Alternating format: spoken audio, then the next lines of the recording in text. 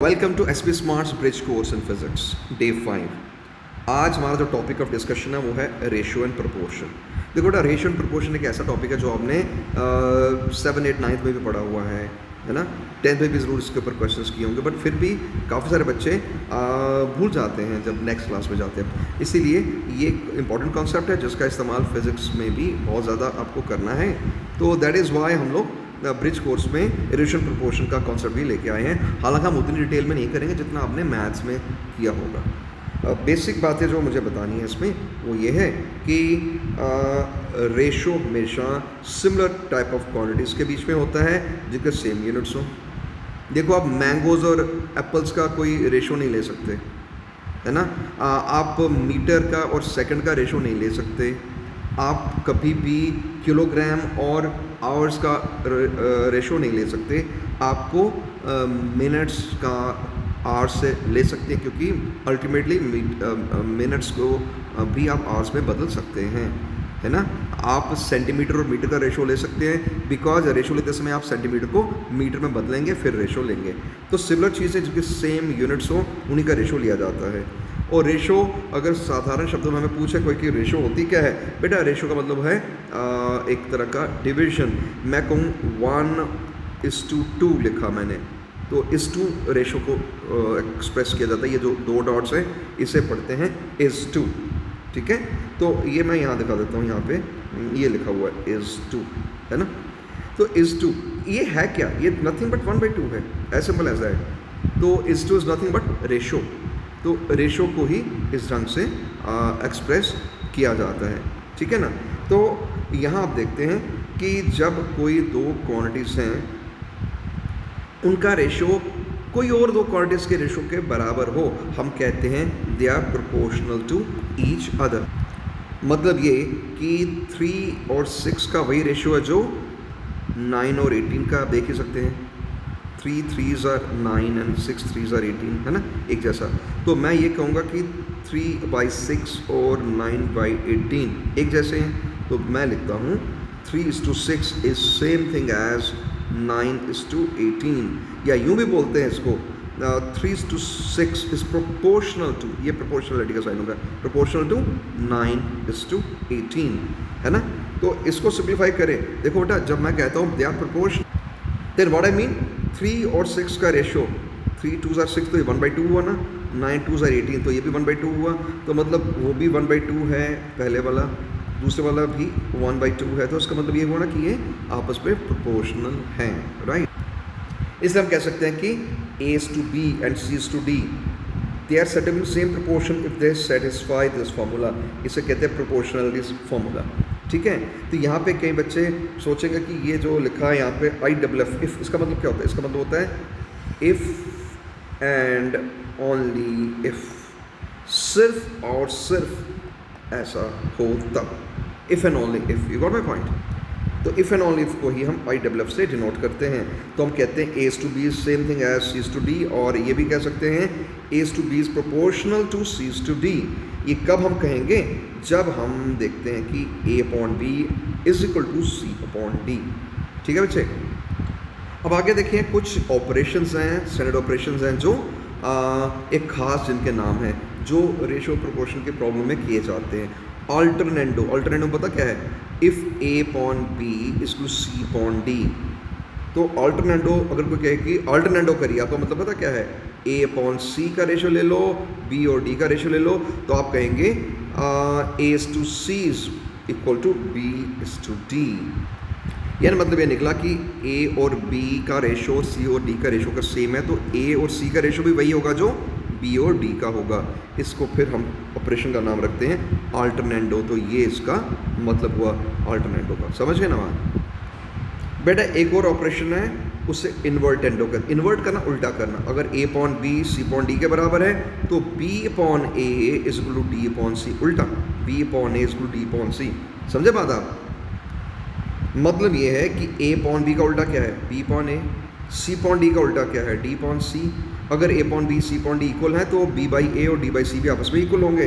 दूसरे शब्दों में हम ऐसा लिख सकते हैं, और इसका मतलब ये हुआ B:A is proportional to D:C। कब, if and only if A/B=C/D। तो ये हो गया इन्वर्टेंडो का ऑपरेशन। बेटा एक और ऑपरेशन है जिसे कॉम्पोनेंडो डिविडेंडो कहते हैं। वो क्या है कि जैसे लिखा ना इधर A/B और C/D इक्वल है। अब A और B को प्लस भी करो माइनस भी करो, यानी A/B/A-B। ठीक ऐसे ही ये जो C/D है ना, इसमें भी C और D को प्लस भी करो माइनस भी करो। देखो C/D और C-D का रेशो। तो यहाँ ओवरऑल क्या बात बन रही है कि A और B का कंपोनेंट ऑफ डिविडेंड का मतलब हुआ A+B/A-B। C/D का कंपोनेंट डिविडेंड हुआ C+D/C-D। ये भी आपस में इक्वल होंगे। इसी को प्रोपोर्शनैलिटी इक्वेशन के रूप में यूँ लिखा जाता है A+B/A-B is same thing as C+D/C-D। बेटा इन सब ऑपरेशन की हम इलस्ट्रेशन देके आपको दिखाएंगे कि what we mean by all these terms. देखो 4/8 और 6/12 प्रोपोर्शनल है कि नहीं है, आप चेक कर सकते हैं। 4/8 क्या हुआ 1/2, 6/12 भी क्या हुआ 1/2, है ना, ये इक्वल है ना, इसमें तो कोई डाउट नहीं है आपको। तो इसलिए अगर ये यूँ लिख सकते हैं 4:8 इज सेम थिंग एज 6:12, तो हम अल्टरनेंडो करेंगे, यानी 4 से 6 का डिवीजन, 8 से 12 का डिवीजन, है ना, 4 से 6 का डिवीजन, 8 से 12 का डिवीजन। चेक करें कि ये बराबर है कि नहीं। ये 4/6 क्या होता है 2/3 रेशो, है ना ये, और 8/12 ये क्या होता है, ये भी 2/3 है ना, बराबर है उसमें। इसका मतलब वो अल्टरनेंडो का ऑपरेशन एक वैलिड ऑपरेशन है जिस पर आप भरोसा कर सकते हैं। ठीक ऐसे इन्वर्टेंडो भी आपको दिखा देते हैं। इन्वर्टेंडो में उल्टा करना होता है ना, 4/8 और 6/12 का रेशो, तो उल्टा करो, 8 ऊपर 4 नीचे, 12 ऊपर 6 नीचे, यानी 8/4। ये देख लो 8/4। 6/12 का क्या करना है 12/6। क्या ये भी बराबर है, चेक करो, 4 2s are 8, 6 2s are 12, ये भी 2 है ना, बराबर है उसमें। यही बात यहाँ बताई गई है आपको। और वो क्या कि आप इन्वर्टेंडो करें तब भी आपको उनकी इक्वालिटी सामने नज़र आएगी। पहले ये आपस में इक्वल थे, अब इनके इन्वर्ट करके उल्टा करके वो भी इक्वल आ रहे हैं, यानी इन्वर्टेंडो ऑपरेशन भी एक वैलिड ऑपरेशन है जिस पे आप भरोसा कर सकते हैं। कंपोनेंट ऑफ डिविडेंडो की भी एग्जांपल देख लीजिए। ये हमें क्या दिया गया था 4/8, इसका कंपोनेंट ऑफ डिविडेंडो करो 4 + 8 / 4 - 8, ये देख लो किया हुआ हमने। ऐसे ही 6 और 12 का 6 + 12 / 6 - 12, ये देख लो किया हुआ। अब इसको सिंप्लीफाई करें, 8 + 4 क्या होता है 12, और नीचे -4, इस तरफ 12 + 6 क्या होता है 18, नीचे क्या होगा -6। इसको सिंप्लीफाई करें, 4 3s are 12 यानी -3, 6 3s are 18 वो भी -3।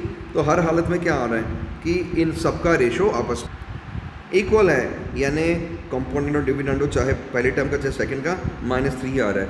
So it shows component of dividendo भी एक वैलिड ऑपरेशन है जिस पे भरोसा किया जा सकता है। ये किन्हीं भी प्रोपोर्शनलिटी वाले क्वेश्चन में आप कंपोनेंट ऑफ डिविडेंडो के स्टेप्स लगा सकते हैं, राइट। अब बेटा रेशो प्रोपोर्शनल की कोई इलस्ट्रेशन यानी कोई एग्जाम्पल यानी कोई न्यूमेरिकल जो फिजिक्स में जिस टाइप के क्वेश्चन आएंगे। मान लीजिए आपको कहा गया 110 मीटर लंबी वायर है जिसके 3 सेगमेंट यानी 3 टुकड़े करने हैं। लेंथ की रेशो 6:3:2 होना चाहिए। तो लेंथ ऑफ ईच सेगमेंट बताइए।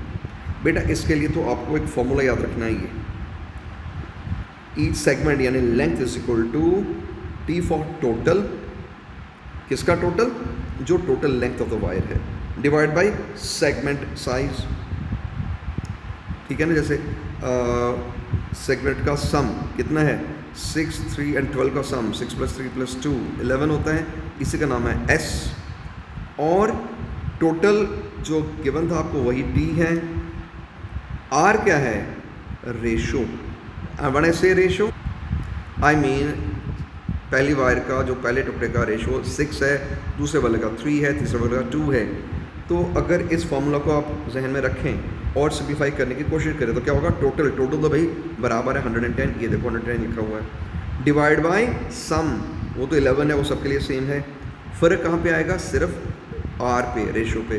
पहले का 6 है ना, इंटू 6 कर दीजिए, तो सिंप्लीफिकेशन के बाद ये 60 मीटर आएगा, है ना, ये आप देख ही रहे हैं। वैसे ही जो सेकंड वन है, तो सेकंड में बच्चे उसका रेशो 3 है, तो ये टर्म तो वैसे ही रहेगी 110/11, वो तो वही है ना, इंटू 3, सिंप्लीफाई करो 30 मीटर आएगा। ऐसे ही आप तीसरे वाले कंपोनेंट का साइज, तीसरे सेगमेंट का साइज देखना चाहें तो उसकी रेशो में 2 लिखा हुआ है तो इंटू 2 होगा। बाकी पहली दो चीज़ें सेम ही, 110/11, 110/11, 110/11 वो सेम है। क्यों? क्योंकि वो T/S होता है। T for total, total means total length, S for sum, उन रेशोज़ का सम। बस फ़र्क आएगा R का, तो बाद में आप R से मल्टीप्लाई करते जाइए। तो दूसरे अब हम ये कह सकते हैं कि अगर एक वायर के टुकड़े करने हैं 3 जिनका रेशियो आपस में 6, 3 और 2 होना चाहिए, तो वो 60 सेंटीमीटर का पहला टुकड़ा, दूसरा 30 सेंटीमीटर का, तीसरा 20 सेंटीमीटर का। देख लो 60:30:20 क्या बनता है? ये आपस में कैंसिल हो गए, है कि नहीं? तो ये 6:3:2 यही था ना पूछा गया, 6:3:2। तो बेटा इस तरह से रेशियो प्रोपोर्शन के प्रॉब्लम्स को हम सॉल्व कर सकते हैं। बेटा हमारा अगला टॉपिक है स्क्वायर एंड स्क्वायर रूट्स। बच्चे सिंपल सी बात है, जो स्क्वायर रूट होता है वो स्क्वायरिंग का उल्टा होता है। वही लिखा मैंने, finding square root is process converse of finding square of a number. देखो मैं 5 का स्क्वायर करता हूँ तो आता है 25, 25 का स्क्वायर रूट करता हूँ तो आता है 5, है ना, एक दूसरे का उल्टा। स्क्वायर करो तो जो आएगा उसका रूट लो तो वापस वही आएगा। लेकिन जनरली मैंने देखा कि बच्चे बजाय स्क्वायर रूट के सिर्फ रूट कहते हैं। बेटा रूट कहीं होते हैं, क्यूब रूट होता है, फोर्थ रूट होता है, फिफ्थ रूट होता है, nth रूट भी होता है। इसलिए जब भी बोलो तो रूट मत बोलो, स्क्वायर रूट का इस्तेमाल करें इस शब्द का। अब देखो कई फिजिक्स, देखो हमने जो आपको पढ़ाना है ये फिज़िक्स के पॉइंट ऑफ व्यू से पढ़ाना है। फिज़िक्स में थोड़ा तरीका अलग रहता है मैथमेटिक्स के बजाय, तो हम यहाँ सीधा सीधा तरीका क्या अपनाएंगे। कोई कहता है आपको 125 का स्क्वायर रूट निकालो, आप इसका फैक्टर बना लो 5 और 25। ऐसा मैंने क्यों किया? क्योंकि जो 25 है ना इसका रूट 5 होता है, 5 को बाहर ले जाओ, ये 5 रूट के अंदर बच ही गया, तो मुझे 5√5 मिल गया, which is the result of square root of 125। यानी फिज़िक्स की प्रॉब्लम्स में हम इसको 5√5 करके छोड़ सकते हैं। कोई ये नहीं कहेगा कि आप √5 का भी रिजल्ट निकालो, नो, बिकॉज न्यूमेरिकल्स में हम ऐसे ही छोड़ना है, ठीक है। ऐसे 25 का स्क्वायर रूट आप जानते ही हो 5 होता है। लिखते समय 5 का स्क्वायर ये है ना, तो स्क्वायर रूट का मतलब पावर 1/2 होती है, तो ये 2 कट गया तो 5 बचता है पीछे। इस तरह से रिजल्ट आता है 5, ठीक है।